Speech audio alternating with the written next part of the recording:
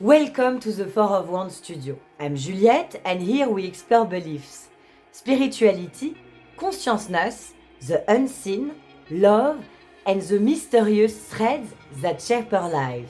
In this episode, I'm welcoming ZOHAR, and this one is truly special. This is not just a conversation you listen to.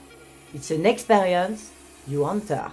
ZOHAR is a channel, healer and teacher who has been walking a deeply spiritual path for over 30 years. She's devoted to the evolution of human consciousness and works through experiential teaching, shamanic practices, and subtle energy transmissions. Since 1997, she has channeling SOTHIS, a collective of light beings originating from the star system Sirius, speaking as one unified voice. ZOHAR's journey has taken many forms. After her first life as an airline pilot, she felt a profound calling to explore shamanic healing. She traveled to the Amazon jungle, lived with the Shipibo tribe, and underwent an intensive initiation with a Shipibo master healer. She now teaches and transmits shamanic practices alongside her work of channeling and healing. As we talk, something shifts, boundaries soften, perspectives open. This episode goes beyond information. It touches something more subtle, more intimate. We spoke about multidimensional consciousness, spiritual transmission, awakening, healing, and what it means to walk an evolutionary path while remaining grounded in everyday life. You will hear things you don't often hear, and maybe feel things you didn't expect to feel. So take a moment, get comfortable, and let yourself be carried. This episode is an invitation. I wish you a truly inspiring and magical listening experience.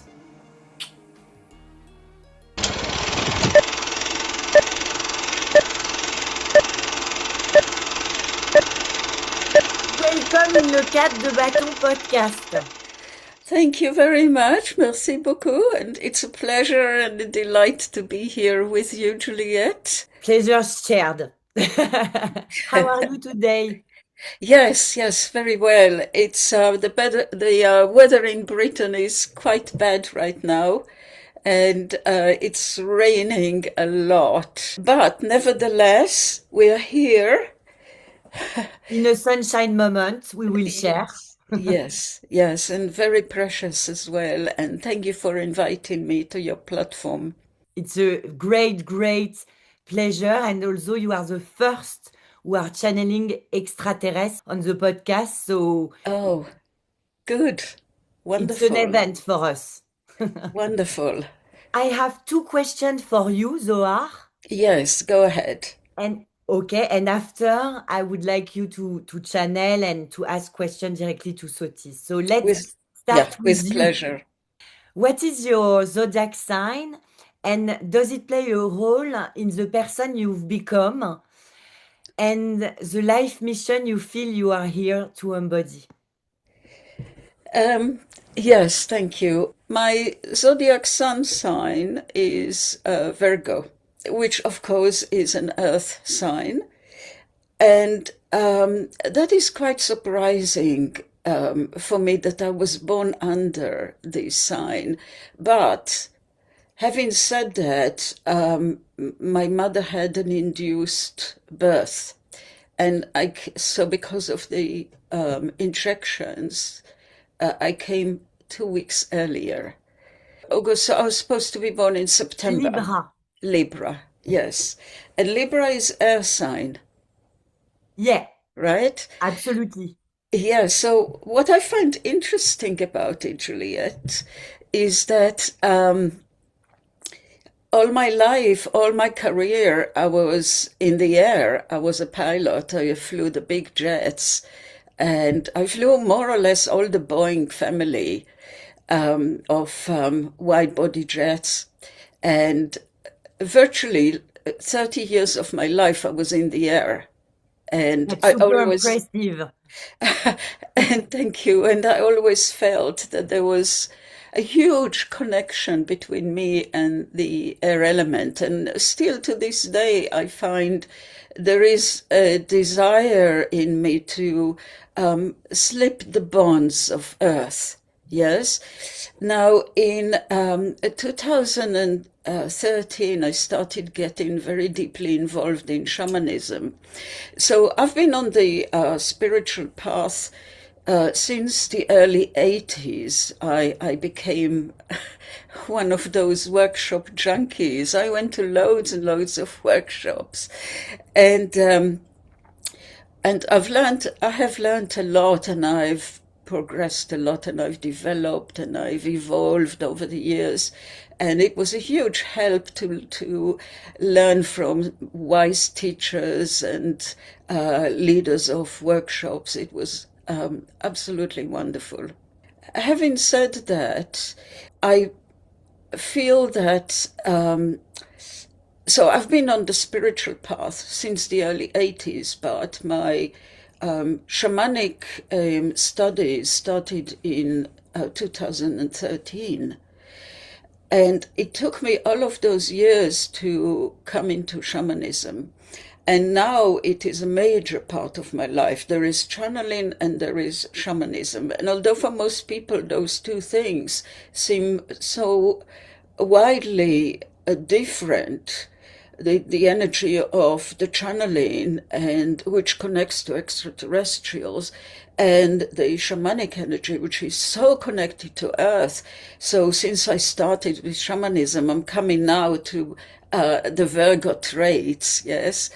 So that's one thing I'd like to say. The other thing is an interesting point, is that having been an airline pilot for 3 decades, more or less, and what one finds in this profession is that you have to be very practical, Virgo, very grounded, Virgo, to do the job. So even though you spent all your life in the air, your professional life, that is, in order to do the job, you have to be very grounded, very looking at what the aircraft is doing, where is it going, thinking ahead. And in order to do that, one has to be very grounded. Yes. And another thing that I found with that career is that when you fly an aeroplane, and it doesn't matter if it's a small one or it's a Boeing 767, which is what I used to fly, you feel the aeroplane. You feel the aeroplane as it's flying, and you more or less get into sync with the elements of as you're flying through the air, particularly on the approach and the whole procedure of the approach. And as you're flying down and the configuration of the aeroplane changes, the flaps and the gear and the speed changes, and you're feeling all the turbulence. And like in those days that I was completely in tune with the aeroplane, I felt that it's not as if I strapped myself to the aeroplane. I strapped the aeroplane onto me. No. You see? This way, that is also something that is very in the senses, that I think does connect to Virgo. So I think the Virgo traits were there, and the potential that I was meant to be born in September and be a Libra, the potential was also there, and those two elements worked together for me. And Yes. Virgo are known to be super septic, to don't believe. Oh, How yes. and my YouTube channel with zodiac sign, Virgo don't watch guidance, because they don't Yes. believe. Yes. Or Aquarius or Scorpio or Pisces. Yes. How old were you the first time you saw an extraterrestre? Um, well, because it was a process, and initially it was the process within me that I wanted to as I said, slip the bonds of earth, of gravity, and be in the air. And I felt that I was so at home in the air, completely at home.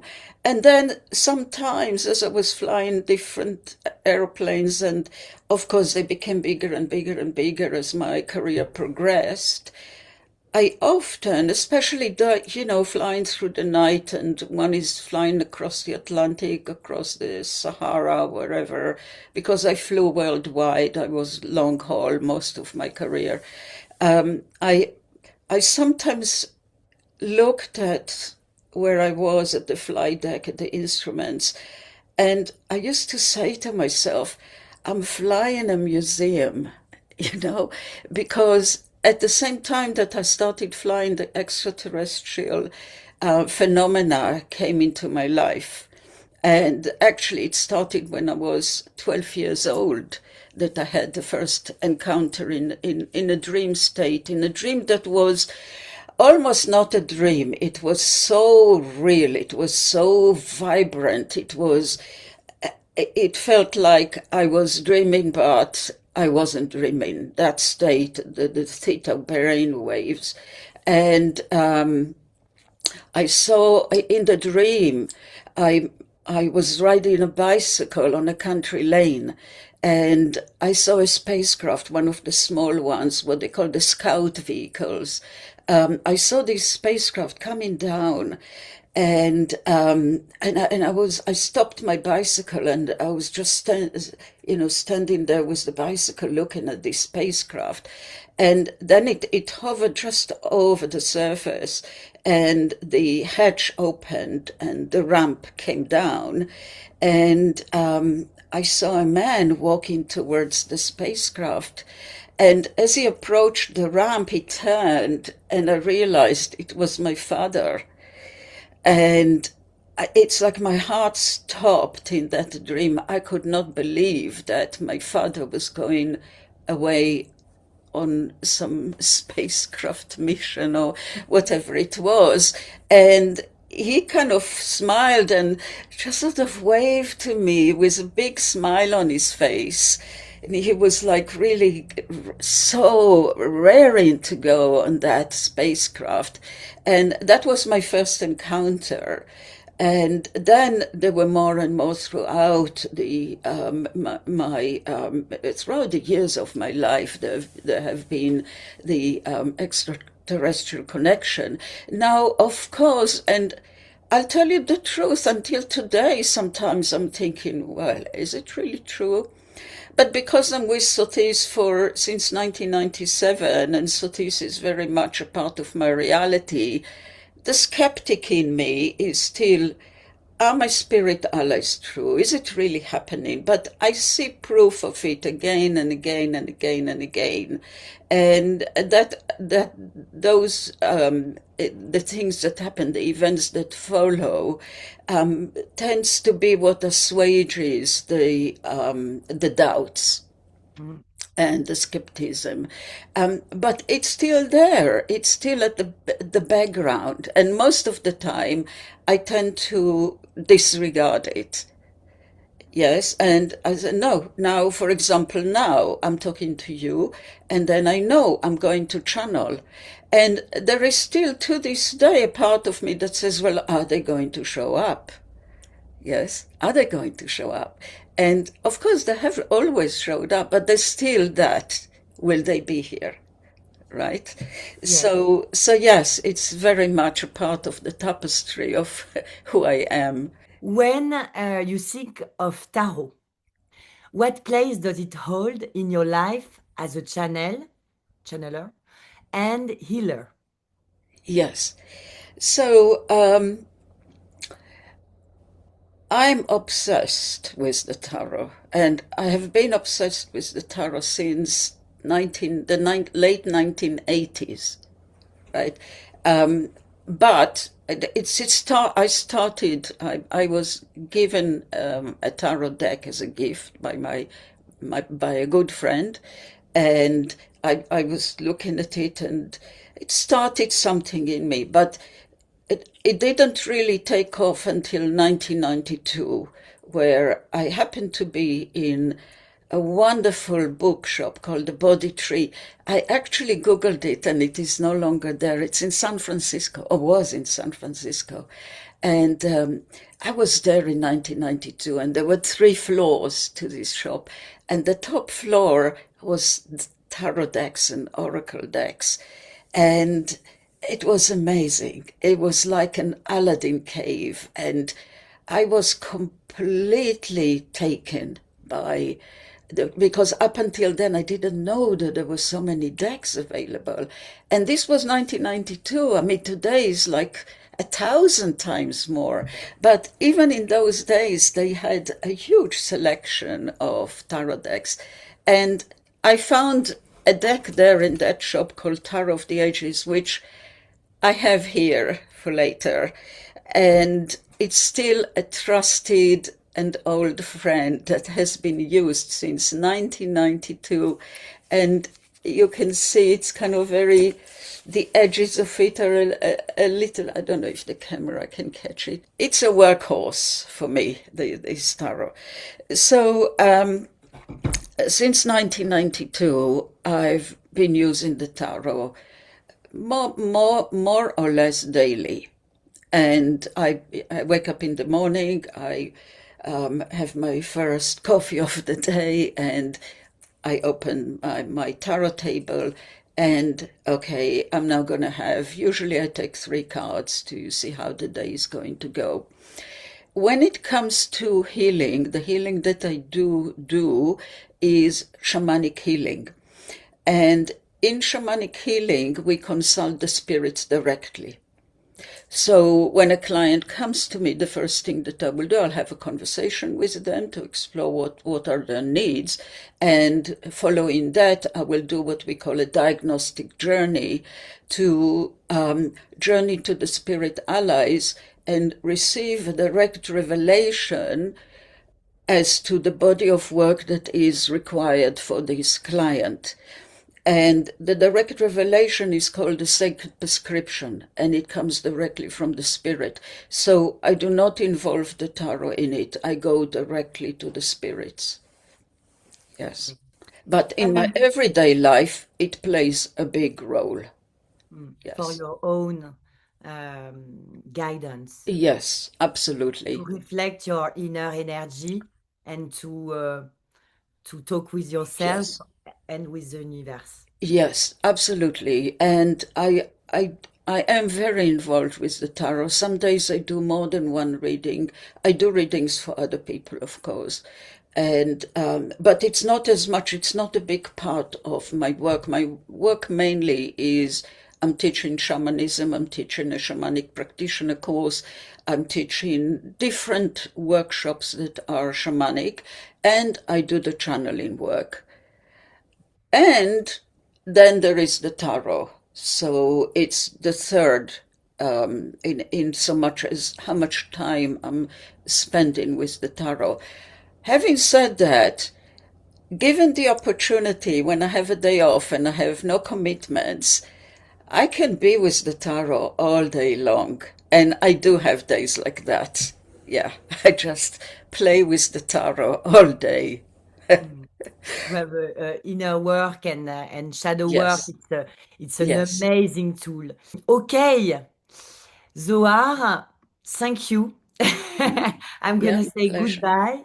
Now, if you are okay, Yes, we want to talk with Sotis, and I have yes, some question for them. So I don't good. know how can I Okay. help or what can I No, do to. no, you don't need to do anything. And they are here already. They're kind of almost not pushing me, but saying, okay, okay, we're here. It is our time now. So can you get out of the way? So I will get out of the way. And it takes me a few seconds virtually to connect and for them to be here. So I'll just be silent for these few seconds as I start to go into my channeling space, and Sotis is going to bring you the transmission and answer your questions. So here we go.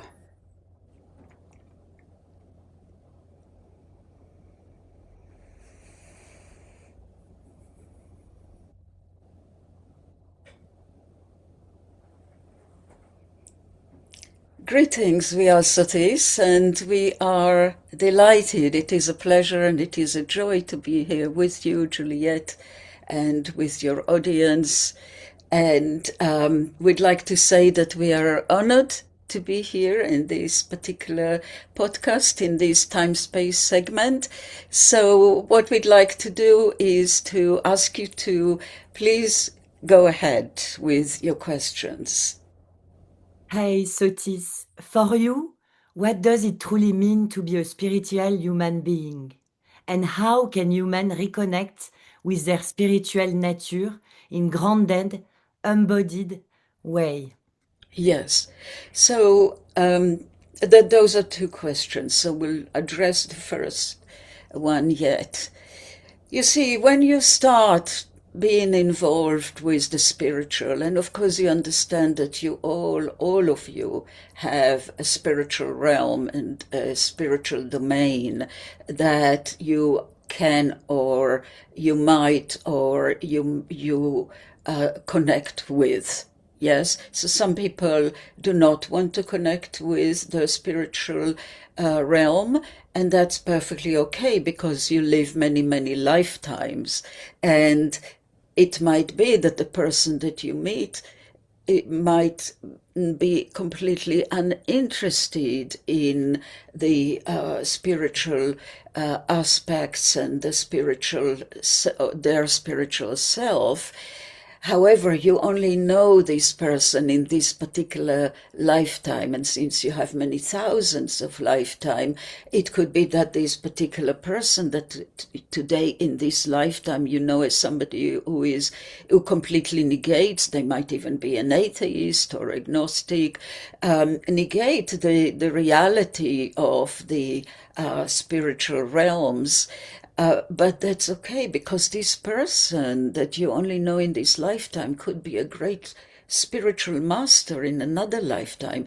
So it is true today that, and it's true for all of you, is that mostly when you meet people, you only know a very thin sliver of them, a very narrow sliver, which is this particular lifetime in which you meet them and have relationships with them. And so that is part of the what we would call the principle of free choice. Yes, and that is a given in this universe. There are some principles, four of them as a matter of fact, in which this universe operates.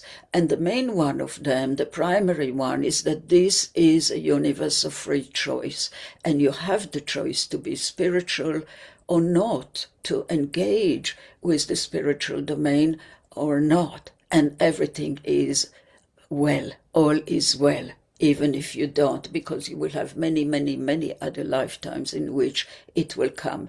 Another point to make here is that when you know a person, you know them right now, and miracles do happen and life changes, and you might find that somebody who was completely unengaged with the spiritual realm, all of a sudden something happens and they are swept into it, and that's all they want to do is discover the spiritual. Yes, and they start going to workshops and they start meeting their spirit allies and spirit helpers and engaging with this realm. Now, when people start on this journey of becoming the fully spiritual person that they can be in a lifetime, what happens is initially there is always there are the doubts that you have just spoke about to ZOHAR.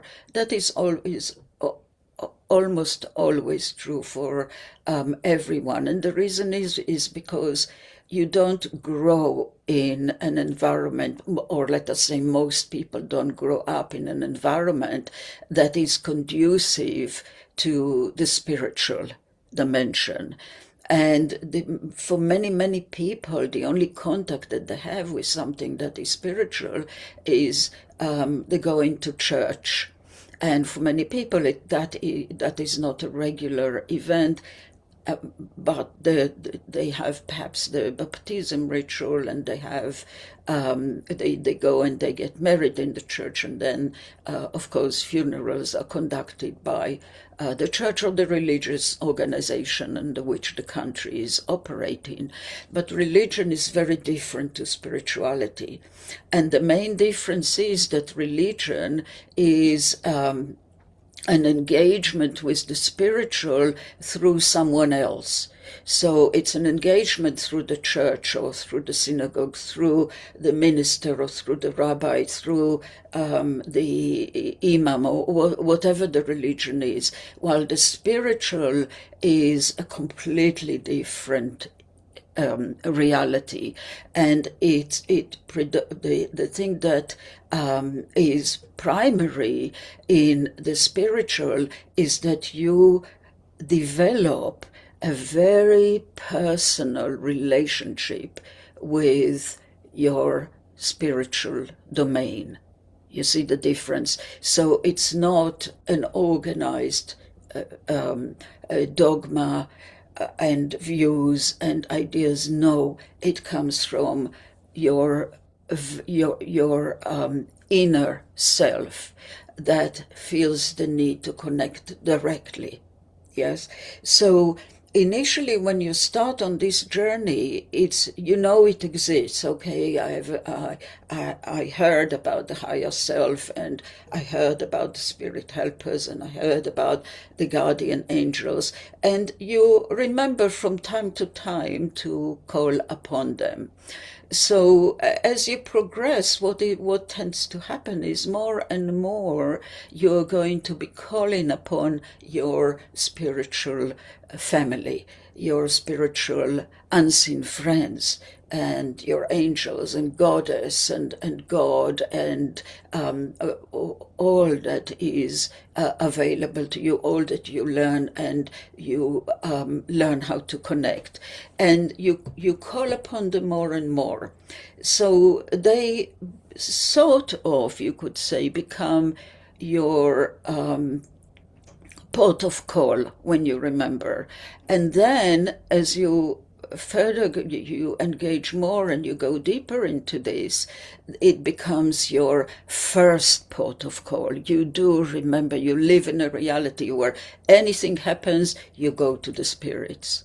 What can I do? How can I deal with it? And as you progress even further, the spirit becomes your only port of call. Not sometimes and not the first, but it becomes the only port of call. And that is the difference between someone who is not engaged with their spiritual realm and one who is. Yes. So the second question was, did we, let us ask you, did we answer your question? Totally. Yes, good. So excellent. So let us move on, is how to go about it. Well, there are as many people that there are on the planet today, each will have their own individual way of seeking the divine. And we will say to all of you, or anyone who is seeking the divine, or seeking, maybe you already have a relationship with the divine through whatever medium you're working, we would say, follow your excitement, follow your bliss, follow your interests, follow what brings up enthusiasm within you. Because this is where the spirituality, your individual spirituality, connects. You see, it's like you can have, let us use an analogy, and please understand that analogies are only as good as analogies go. So let us use the analogy that there is an enormous a crystal disco ball. Yes, where, you know, the disco balls, they have many facets. Yes, many. And this disco ball has thousands and thousands, and maybe even tens of thousands, and a huge number of facets. Yes, each person receive a different facet of how they understand that energy that is goddess and God, the divine, and the many attributes of the divine, and the many ways that the divine shows itself to you. So for one person, it's nature, that I can connect. I feel that I'm connected to my inner self, which is the connection to the divine. I feel that I can connect the best through my connection to nature. Perhaps it's one of the elements. I feel that the element of fire is calling to me, and I want to work with this element, and I'm excited by it, and I feel so enthusiastic. Perhaps it is the tarot or any divination system that you find that, yes, this sparks my joy, this calls to me, this is where my enthusiasm lies, and I'm going to follow this. You see, so this is, as we said, a universe of free choice, and every person chooses their own way of approaching this. And even within the common streams, so say, for example, let us say, some people feel highly excited by the whole subject of the extraterrestrials, and they're coming, and how it's going to look and what is going to happen, and that sparks them. Even within that community of those who are very willing and very excited about the opportunity to meet the extraterrestrials in this lifetime, there are different streams, there are different ways that people approach it. And indeed, within these different streams, there will be numerous ways in which one can work and go deeper into this subject. So if you want to explore, the first thing that we highly recommend is to ask yourself this very primal question: what is it that brings me the greatest joy, the greatest excitement? What is it that gets me going? Yes. And then after you've asked yourself this question, the next question, okay, now I've done it, how am I going to go about it? And the one today in your world today, you have many options, because you have social media, and you have books, and you have workshops, and so say, let us say, with this example of the extraterrestrial, perhaps you would like to work with a specific extraterrestrial beings. So, for example, we originate in the star system Sirius, and if that, then just as you hear the word, oh, the star Sirius, yes, I can feel something is starting to stir within me. And so I'm going to find out more. I'm going to read a book or two. Maybe I'll go to a workshop. Maybe I'll watch some things on YouTube. Maybe I'll find their website and watch some transmissions from them, and so on and so forth. So indeed, in the world today, you have so many opportunities, you have so many openings to delve into that which interests you, and that goes for any subject, more or less. And indeed, with some subjects, you will have to search, and you will have to look for it.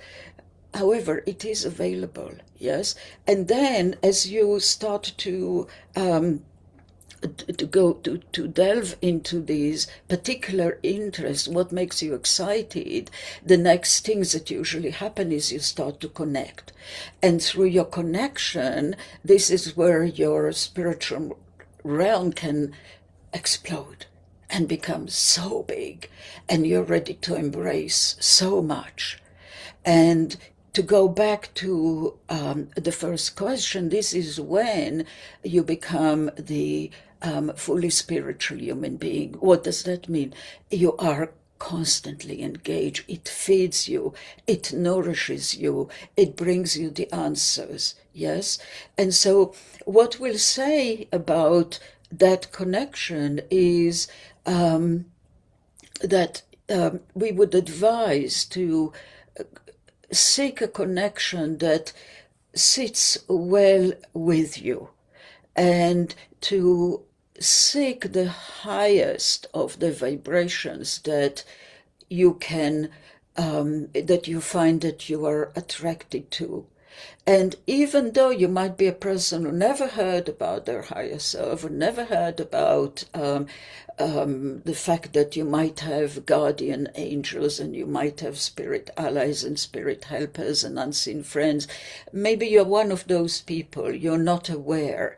You still, even though you're not aware, you most likely, you are highly likely know that there is God. Yes, there is Goddess. There is the universe. And you can start the relationship by forging that connection, that relationship with the Goddess, with God, the divine masculine, the divine feminine, with the universe. Yes, and you can choose, and as you choose, ask that of power, that force, that those beings who are so big that you can't even begin to imagine the magnitude of those beings, like archangels and yes, indeed, the divine feminine of the universe, the divine masculine of the universe. Ask them to bring to you those beings that are of the highest frequency that you can work with. You see? And when you ask, they will answer and they will bring to you the highest beings that you can deal with. And those highest beings are going to be ascended and transcended beings.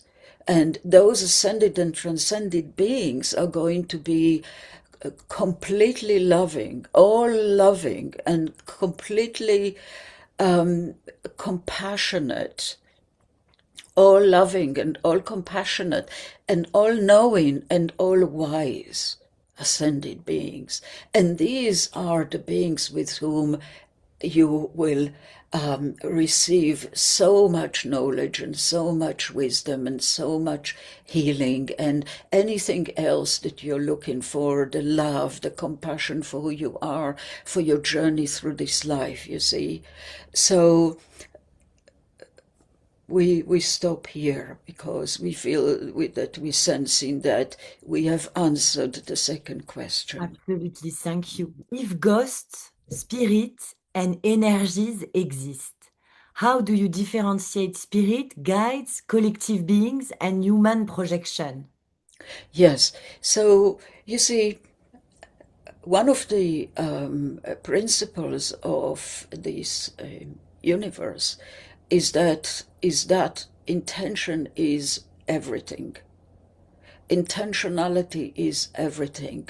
So you've got to, when it comes to choosing, first of all, let us say that choice is one of the most powerful reality creation tools that you have. So you use your choice and your intention together, and you say, as you embark on this journey, you say, my intention is to meet the highest being that I can work with. You see, some beings, they are so enormous that it's perhaps quite difficult to, even with God, you have an idea of God in this world, but you can't really get a handle on it. It's usually not available to you to have a personal relationship, not in the beginning. Then as you progress, yes. And we will not negate, we will never say to you, oh, do not engage with God. Of course, engage with God.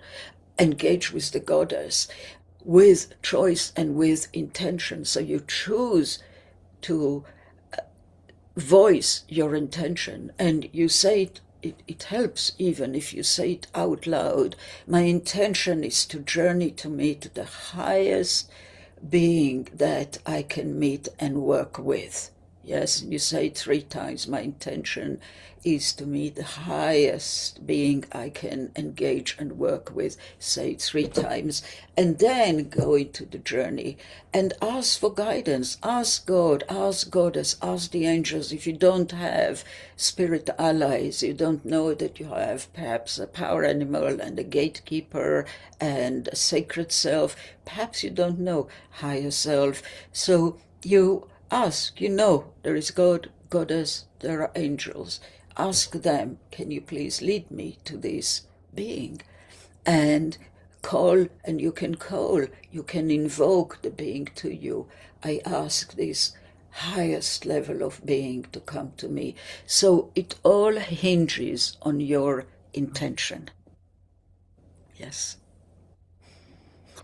And this way, yes, ghosts do exist. Who are the ghosts? They are deceased humans who didn't make it to the light because of the tragic circumstances of their death, primarily. Or it could be because they have some connection that prevents them from ascending to the light. Yes, they're not meant to be here. They're meant to be in the light of the above. Yes, together How with can the... we help them to find the Okay. light? How can we help them to find the light? Yes, so you need training for that. That is called psychopomp. And in shamanic studies, you can find places where you can learn how to help these beings. And indeed, this is some of the branches of shamanism that is very, very much in need of today in the world, because there are many beings who, humans, deceased humans who did not make it to the light because of wars, because of natural events of nature. And don't forget, you had COVID, and many, many, many people died in tragic circumstances. So you need to be trained to do it. If you're not trained, you're in danger of a spirit attaching itself to you. Yes, because they're looking for the light, and all of you living people have light, you see, and they can attach themselves. So it's best to either do the training, and which we highly recommend, or to not engage with them. Yes. So if you do encounter what you would call a ghost, then you can ask Goddess and God, all that is. You can ask the universe, you can ask the angels to, can you please help this suffering being to ascend to the light. In shamanism, this is where the shaman becomes a psychopomp. And psychopomp means the shaman becomes, together with a host of beings who are known as the lords and ladies of death and transition, together psychopomp this suffering being that you call ghost to the light. In other words, they guide, the shaman and the spirit allies guide this person to the light. Yes. And the host of beings are the archetypes of death. Yes. So this is work that needs training. Yes. And the same if I want to be in contact with someone who passed away or with extraterrestrials, I just have to practice and Yes. ask. Yes. So if you have someone who you knew in this lifetime and they have passed, they are no longer living, and you believe that they went to the light. Most people go to the light, yes, when they pass. And there are some that have remained behind, and that work, the psychopomp work, is ongoing in the world. Yes, all the time there are people who are doing this work. So for you, if you wanted to connect to someone who passed and you think, yeah, they're in the light, yes, I've known about, yes, I believe I feel that they're in the light, then you can connect with them directly. They're in the light, and they will come. Once they're in the light, you can work with them, and they are no longer a suffering being because they are where they belong, and you can work with them. Perhaps you're seeking advice. However, we will say, remember that the spirit allies are available for you to work with.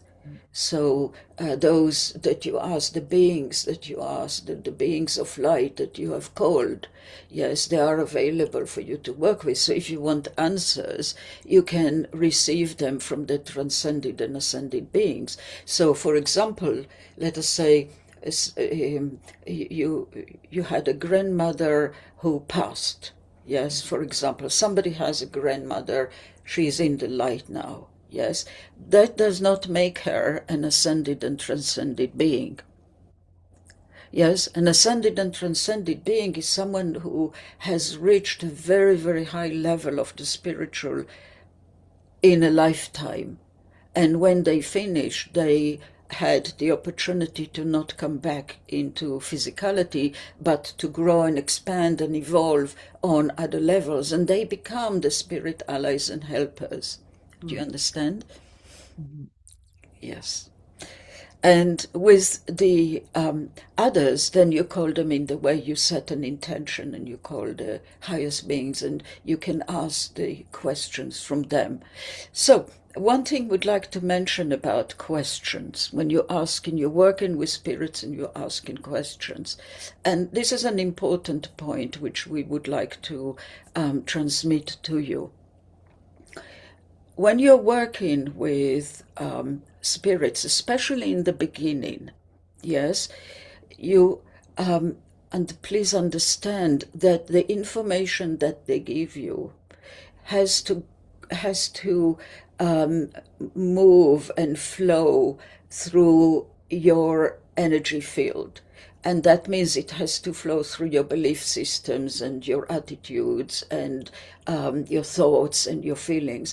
And the information, once it flows through these modulators, if you like, it can come in a way that is perhaps slightly distorted. Yes? Now, as you progress and engage more and more with this in this relationship, you will learn, yes, I know this is them talking, and you ask them to bring you the information through the filters with minimum interference, and they will help you. If you have to ask. Why do you have to ask? Because it is a universe of free choice. You see, we come back to this.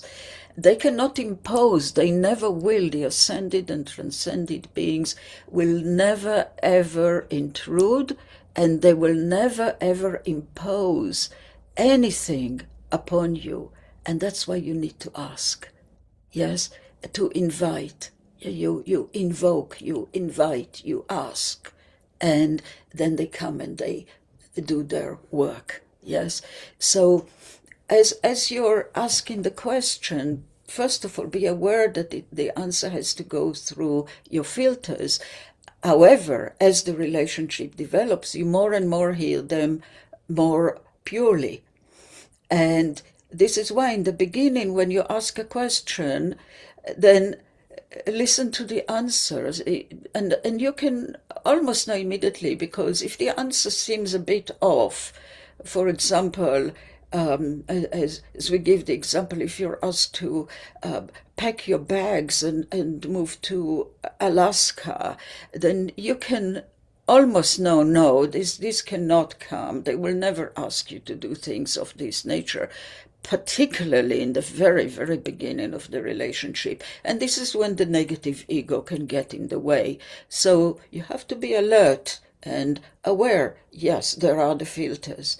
Once you've overcome that, because you've been engaging in this relationship, then you hear them more clearly, more purely, and then you can follow the advice. Now, having said that, when people ask questions, many times, as we observe humanity and our physical friends, Many, many times the question is such that the answer is a yes-no answer. For example, should I marry this man? The answer is yes or no. Now, something very important here. Life is too complex for a binary choice. Yes, no, 0, 1. It's too complex. That's number one. Number two, the spirit allies will answer you from their perspective. And from their perspective, you're going to go through such tough time in this marriage. You're going to have such crisis and such heartbreak. You will learn a lot from this relationship.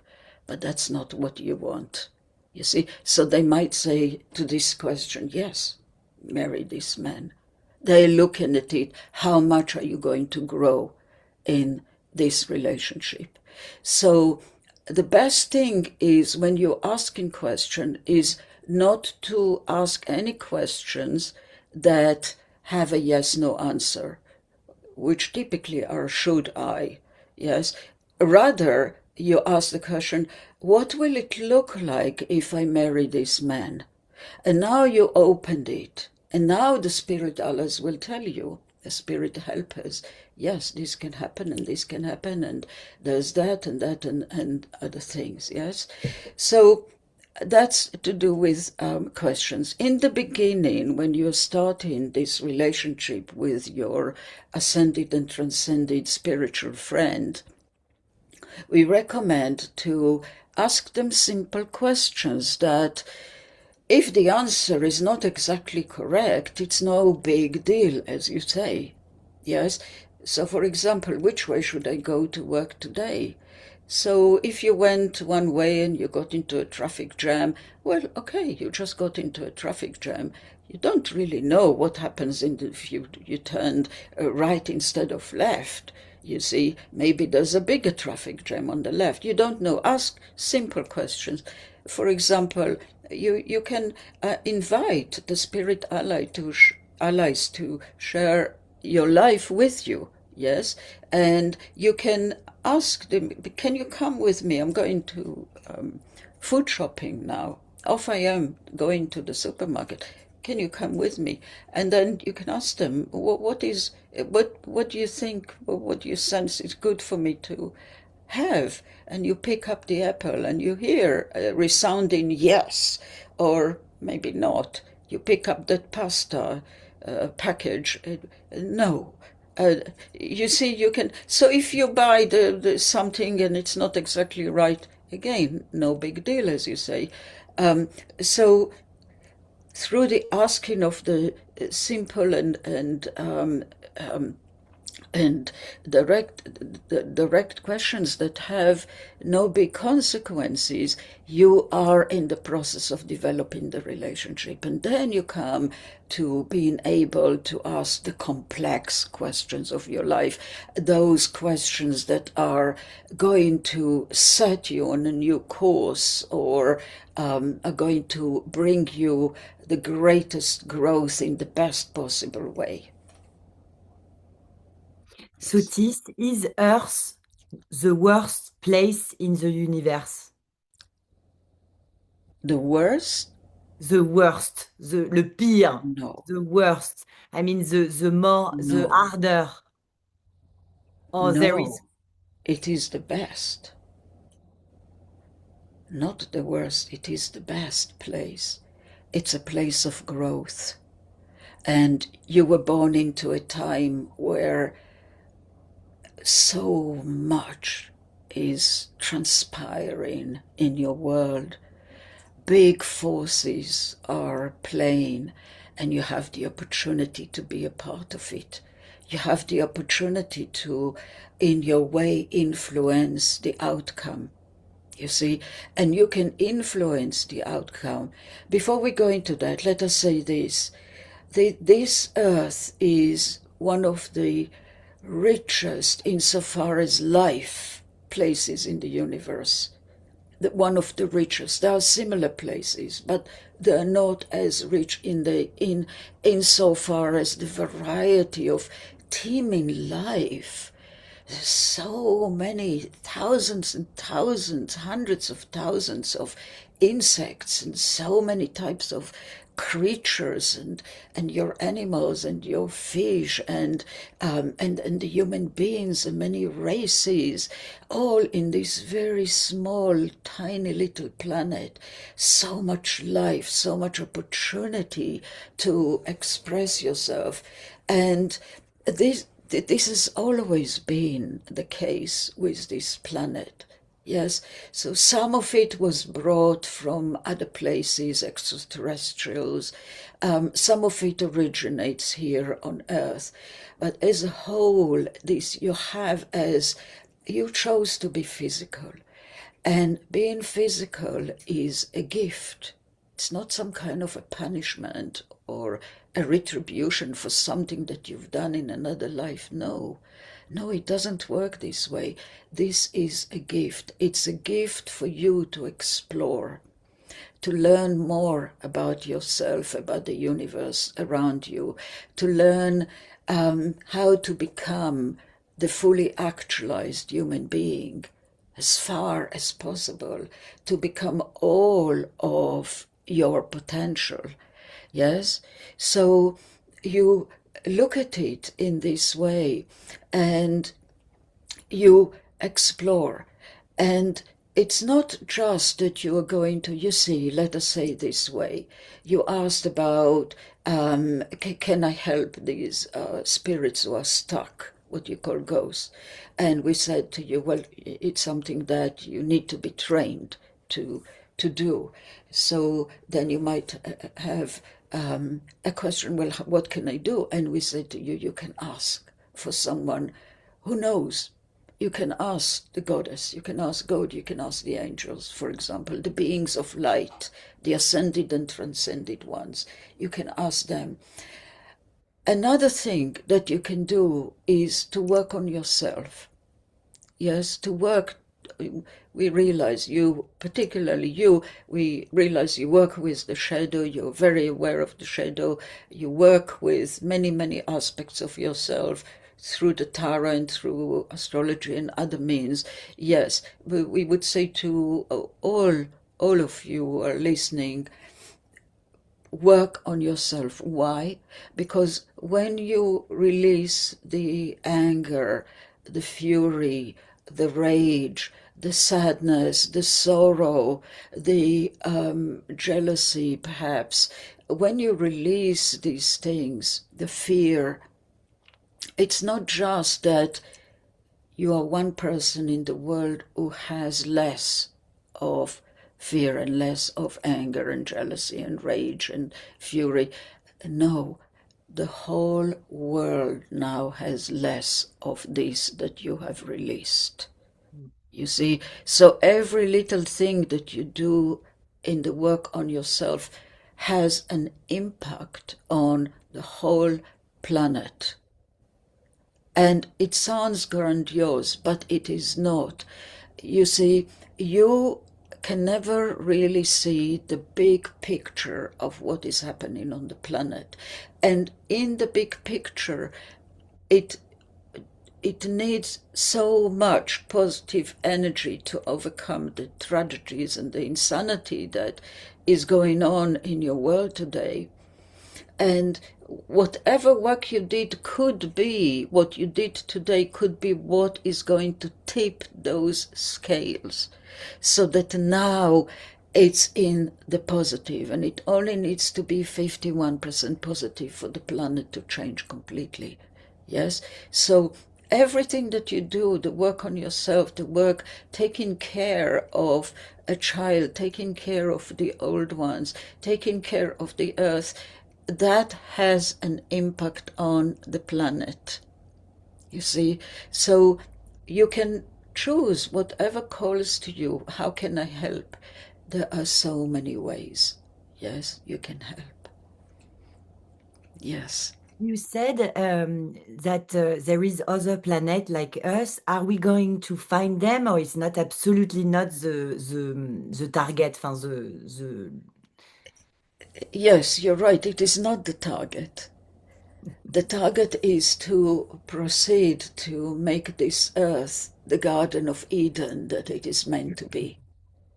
Yes, that is the aim. This is where you're moving towards. So Yes, we're gonna change. succeed. Excuse us? Ah, so we're gonna succeed to make it like Eden. It's at the moment that the scales are tipping one way or the other, and it is you. You have come into this lifetime. See, this is for all of you who are listening. This is not a simple lifetime for you. This is not a lifetime of rest and relaxation. No, this is a directional lifetime. It's a pivotal lifetime. It's a significant lifetime. You've come here to do things. Yes, and for some of you to tie up loose ends that from other lifetimes perhaps, but you have come here to make a choice, to be the reality creators that you are, to blaze the trail, the new trails, to do the big things, to be a pioneer. Well, nobody's done it this way before. So what? You are doing it now, in whichever way that you are doing it. And all that you do is going to help to tip the scales to the positive. And at the moment, it's coming in and out of balance as you observe around you. Yes. And you, the spiritual being that you are, there comes a point where, as you're doing the work, you come into the incredible idea of what is known as compassionate neutrality. Sometimes it's known as angelic compassionate neutrality.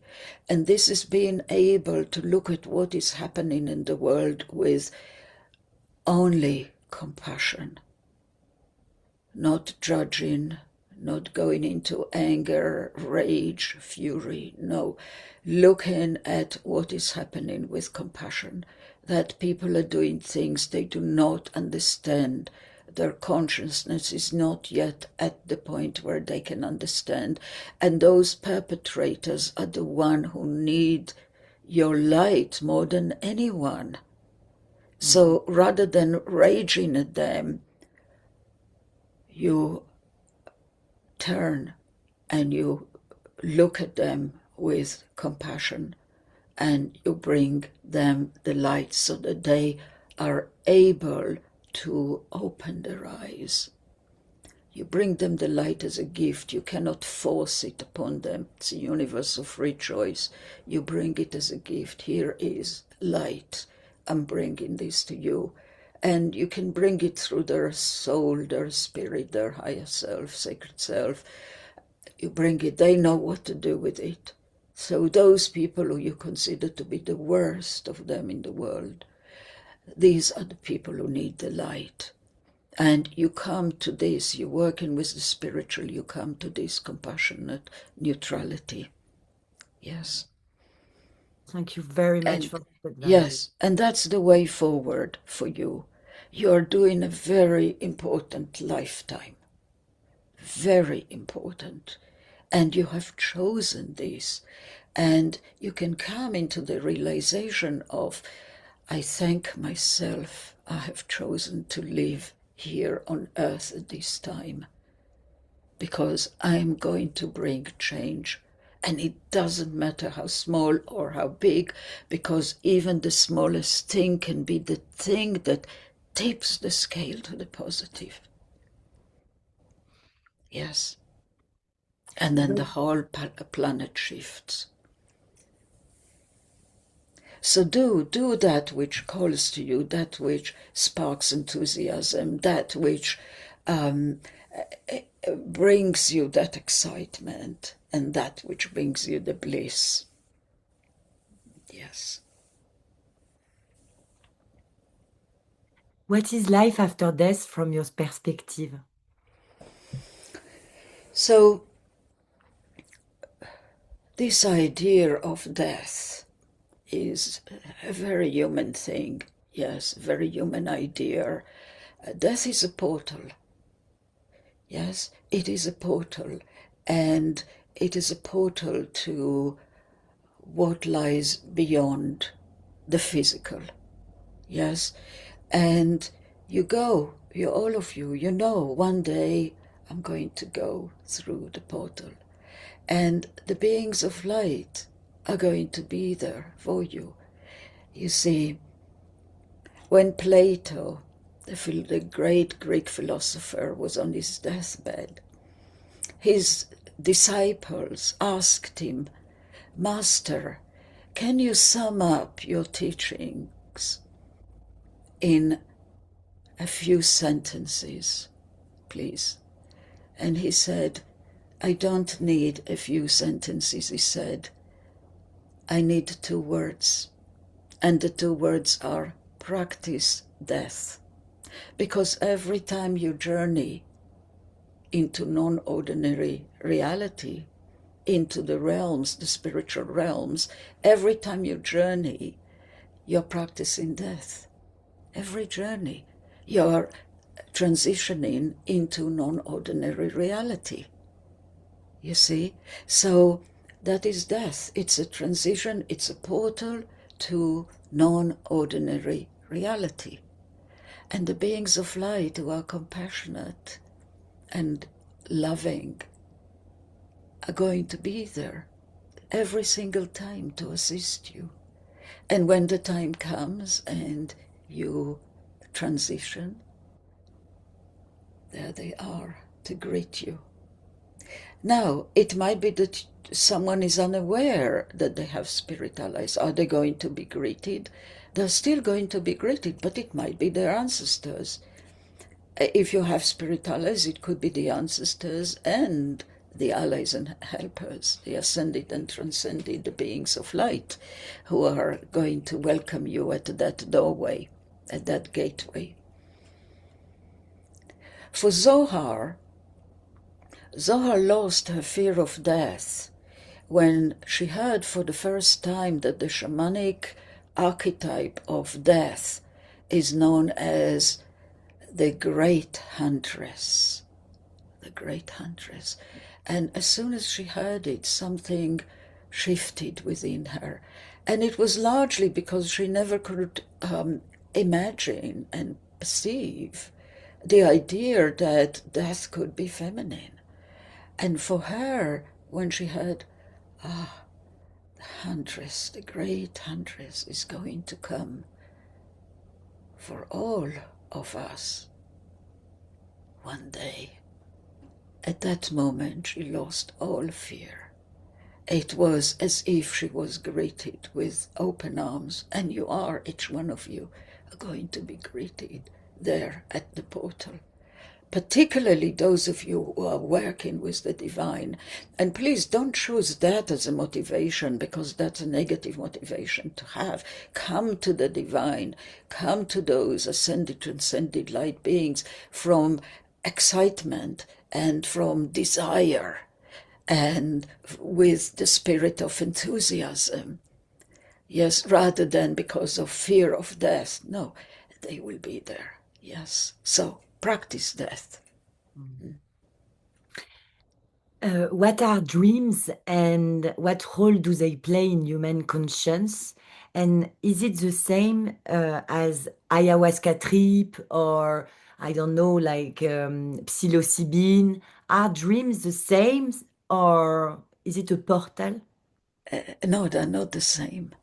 They're not the same at all. So when you pass into a dream state, so you know you have the frequencies that your brain works with, and you operate in beta frequency most of the time. When you're aware, you're about your job, you're answering the phone, etc., etc. You're doing your life, you're cooking your dinner, you're in beta frequency. As you start to relax, you transition into alpha, as a slower frequency. And then beyond alpha, there is a very slim band of frequencies that is known as theta. And for a shaman, the theta is the holy grail of where the journeying happens. And it's sometimes you experience, and it's the state where you are similar to that dream which Zohar related earlier about her father going into that spacecraft.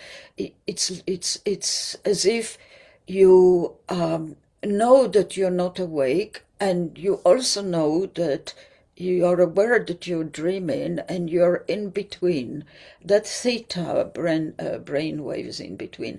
And then once you have done with theta, the next stage, if you relax further, you can stay in theta, do your journey completely in the theta brain waves, and that will bring you the best journeys and exploration and vision quest.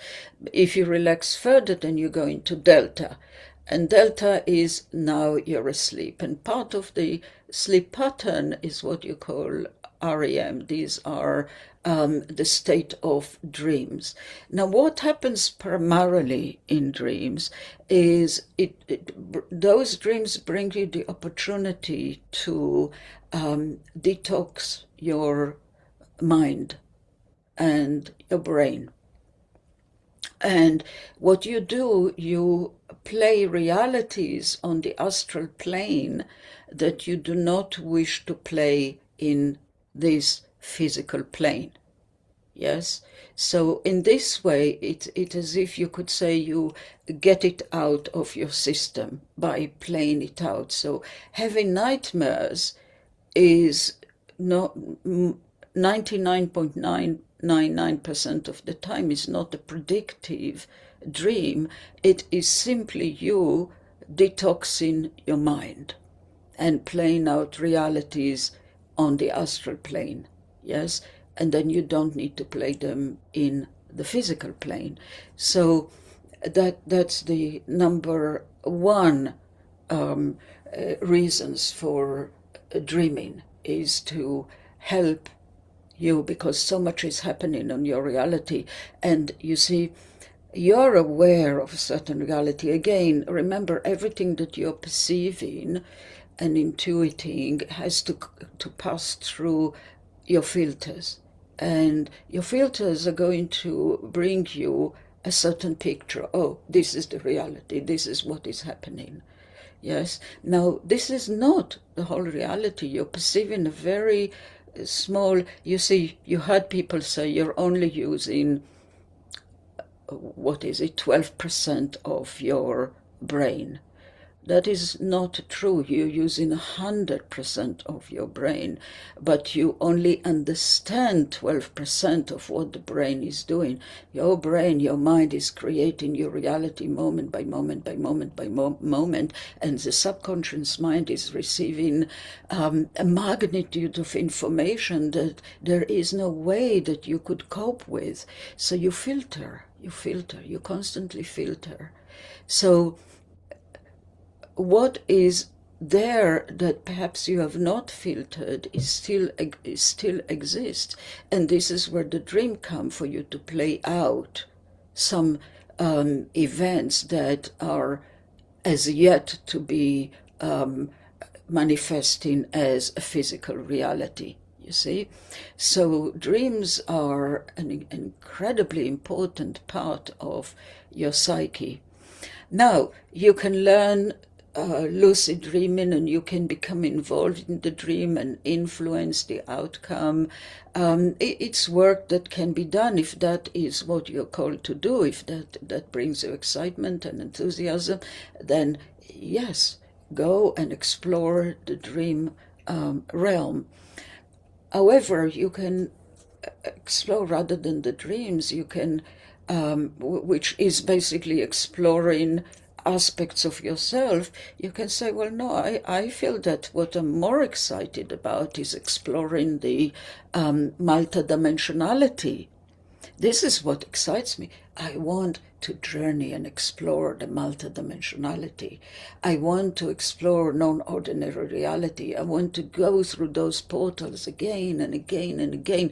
This is what feeds me. This is what feeds my soul and my spirit. You see? So this is what we will say about the subject of dreams. I have two more questions and then Yes. I will ask you to pick a card. Do I have a destiny? Yes, a good question. Thank you. So you see, it goes like this. It's a universe of free choice. That we already said. Yes. And you when you are between lifetimes, you have the opportunity to look at what have you done in this lifetime, what is still left undone that you want to explore. Is it going to be the lifetime from which you can catapult yourself into purely non-physical and to keep on growing, because growth never stops. You keep on growing in the multidimensionality. Yes. So in between the different lifetimes, you observe, and together with your soul, your spirit, your sacred self, you observe what has happened, and you have a far wider view of the lifetime and other lifetimes, and together you now have a lifetime that is just going to be rest and relaxation. We're not going to do much, we're not going to grow much, and you go and you do this lifetime that is just for resting. And then sometimes you sit, you don't really sit, but you're together with your spirit, with your soul, with your sacred self, and you decide, no, we want this next lifetime to be the one, the pivotal, the directional, the significant lifetime. Yes. And what happens then is you create a blueprint that you could call, okay, this is the destiny. It's a blueprint, like an architect has a blueprint of the building. Now, within the blueprint, you give yourself a big latitude to play, to choose.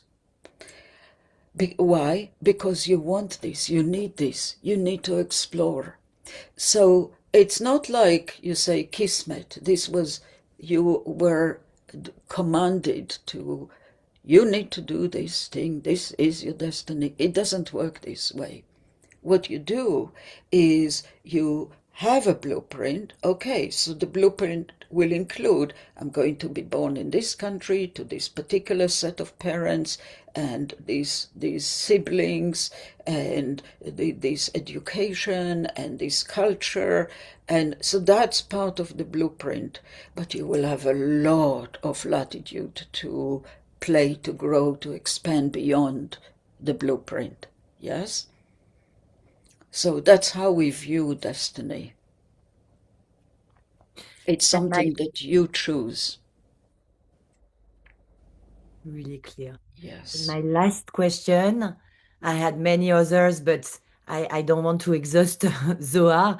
What is love beyond the human definition? What is your definition, Sotis, Of love. of love? Yes. Love is the force that runs the show, if you like. Love is everything.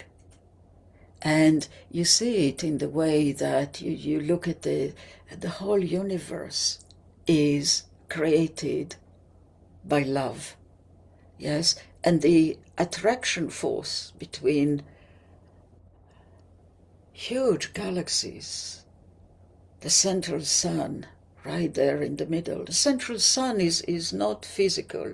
It is it is energetic. Yes. The central sun, keeping it all together. That attractive force is love. Yes. And your scientists will not find that secret, unified theory that they've been looking for as long as science existed, because until such point that your science understand the bridge, and the bridge is love. Yes. it is, the unifying force is love. And everything that you go through, everything that you are experiencing, all of growth, whatever you are, whether you're an atom or an amoeba or a plant or a creature or a human being or extraterrestrial, whether you're a galaxy or stars in the universe, whether you're a planet, it all is, all of it hinges on love. And you grow. Why do you grow? What is the purpose of coming into an incarnation? What is the purpose of existence? The purpose of existence is for you to become more of who you are. And on this journey of becoming more, what does it mean becoming more? Is learning the love. And then after learning the love, knowing the love, not just learning about it, knowing it, experiencing the love, being, embodying the love. Yes. And you can call upon in your work, you can call upon the spirit of love. It is as big and bigger than this universe, the spirit of love. And you can ask the spirit of love to work with you as a spirit ally. ZOHAR has been working for many, many years with this idea of the spirit of love herself. And let her come to you. And let her work with you. Let her shower you with her energy and her blessings. And know yourself through love. Yes, we are feeling that we are coming to a completion. Is there a last message you wish to transmit, or you... That was it. Okay.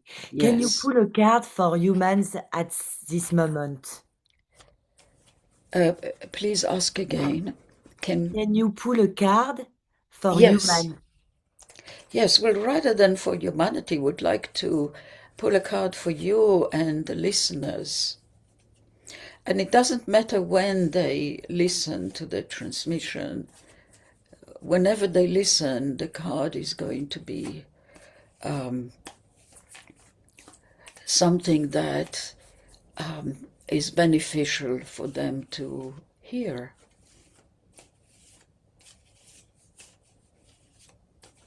We're just shuffling the cards right now.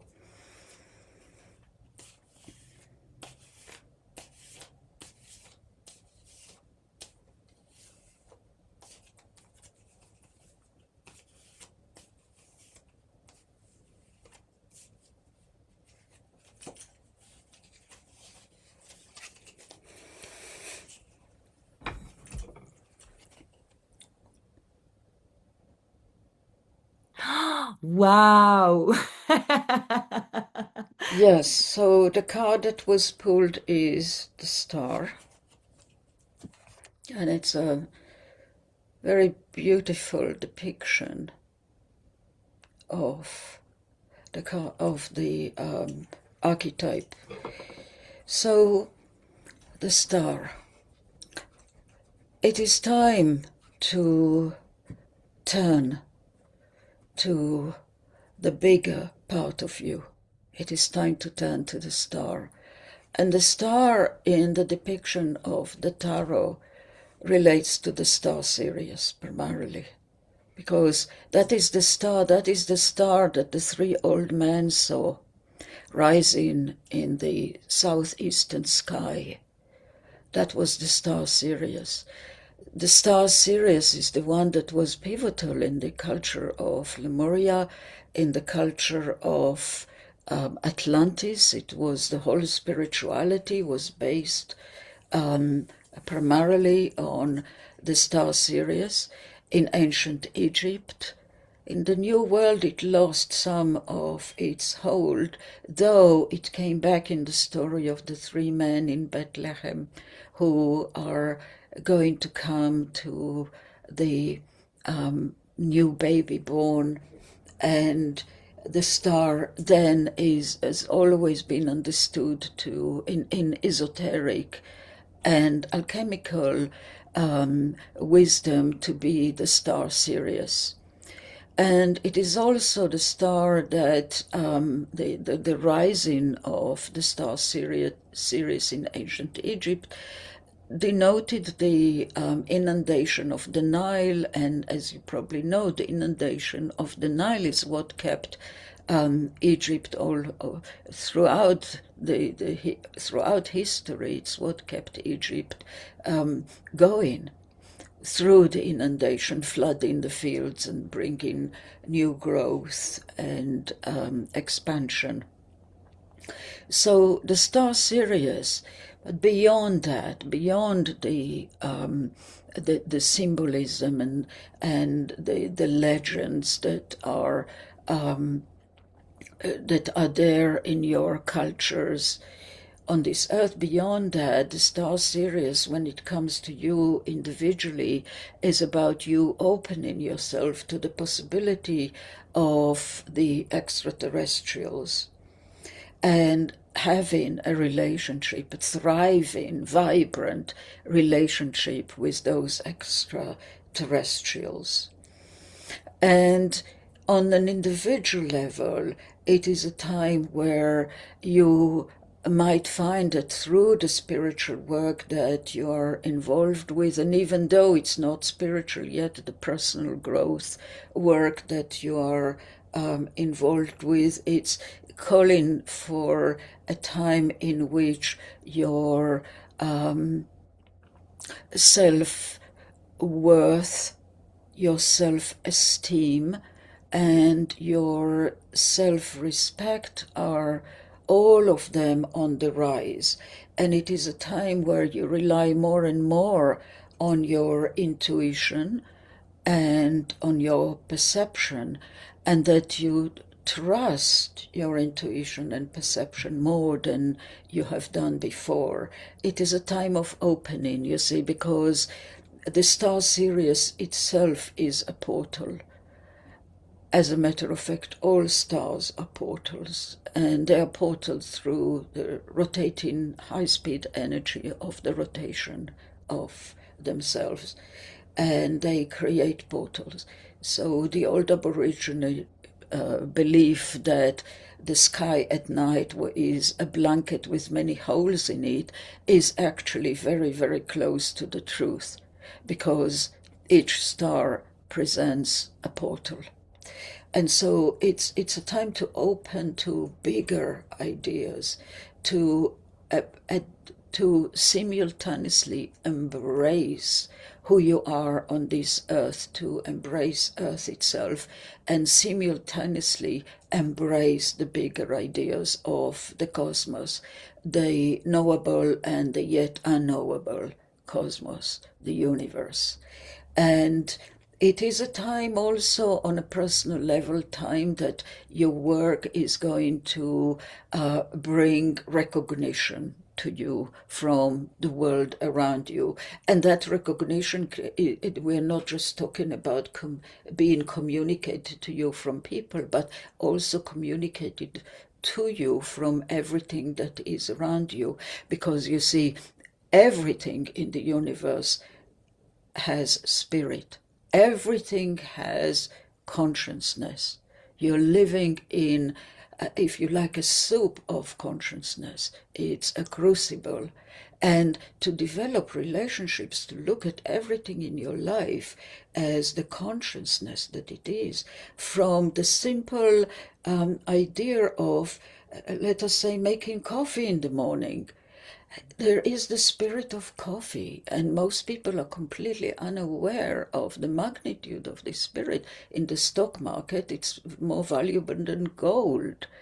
It's in the way that it can make or break the stock market. So to look at whatever it is, the animals around you, the consciousness of the plants, the consciousness of everything, that little ant that is just crossing your way, everything has consciousness, and to have in that way to have the bigger picture of what it is you're about, that spiritual path that you're blazing. You're all of you live in a time where you have the opportunity to be pioneers. You have an opportunity to have the grand adventure that this planet and this lifetime brings you. So go ahead and do it. Grab it with both arms and run with it. Yes, let it be juicy and alive. Let it have spirit and meaning. Let it have dimension in your life. This is our transmission. Thank you, Sothis. I will try to connect with you on my own and get out the filter. Thank you for your answer. Yes, and we'd like to thank you. And as always, when we leave behind us, we leave many, many, many blessings for you, Juliette, and for everyone listening.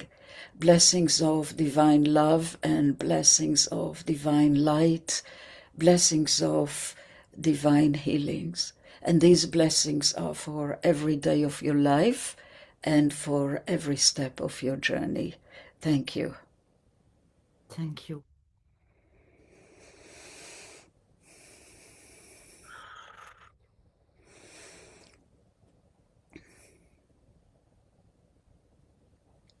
Are you I'm okay? back.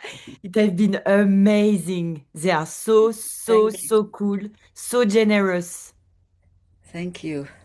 Yes. Yeah, I'm glad that I've had this opportunity to channel for you and for your audience, and I thank everyone.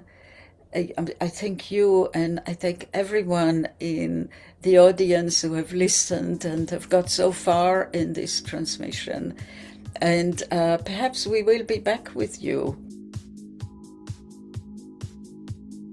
Thank you so much for listening to this episode. If this conversation resonated with you and you would like to go further, you can book a session or receive guidance directly with ZOHAR. You will find her website in the description just below, where you can connect with her and book an appointment. If you enjoyed this episode, feel free to like it, leave a comment and subscribe to the channel. It truly helps support the podcast. You can also explore many other episodes of the 4 of 1 studio, where I host intimate conversation around spirituality, consciousness and unseen. And if you feel the need for a personal tarot reading, guidance, tarot classes or natal chart reading with me, you can visit my website, le4debâton.com. The link is in the description just below. I'm sending you lot of love, and don't forget, if we believe in it, our dreams can come true.